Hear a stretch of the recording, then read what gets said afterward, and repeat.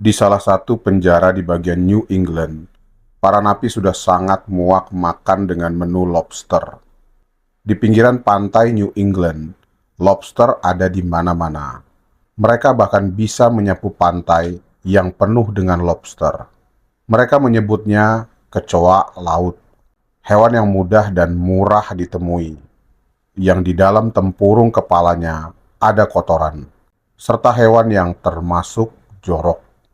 Sampailah pada zaman di mana transportasi kereta dan teknologi pembekuan ditemukan.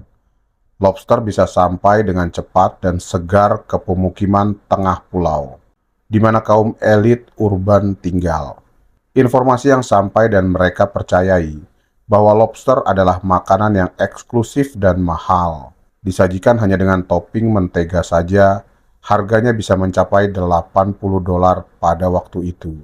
Padahal harga aslinya tidak lebih dari $1 per keranjang. Inilah kisah From Trash to Treasure. Dari sesuatu yang sebenarnya tidak berharga, menjadi seakan bernilai mahal karena dibungkus dengan kemasan yang baru. Kisah yang sama terjadi pada sarden, mie ramen, pada batu berlian, bahkan termasuk pada batu akik, serta beberapa contoh-contoh yang lain. Fenomena ini juga terjadi di lingkup agama.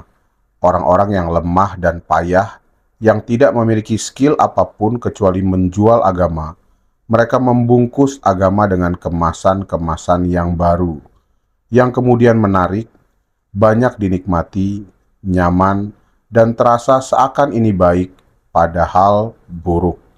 Orang-orang yang paham tentang ini tentu tahu betul bahwa agama ini bisa dibungkus dengan berbagai sampul ataupun judul cerita agar menarik.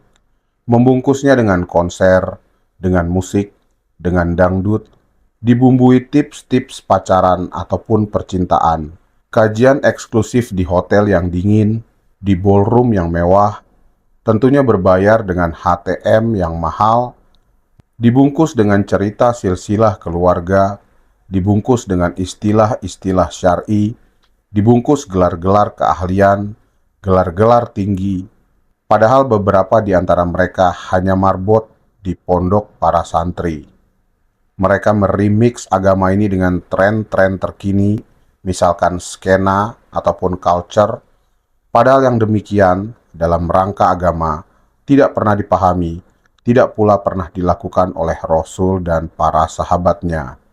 Tentu untuk orang-orang yang awam agama, hal seperti ini terkesan seakan menyenangkan, dianggap halal dan benar, padahal tentu saja yang demikian ini buruk. Ternyata di dalam bungkusan agama yang membahas kepentingan akhirat yang kekal, ada motif bisnis yang sangat murah, yaitu kepentingan dunia yang sementara.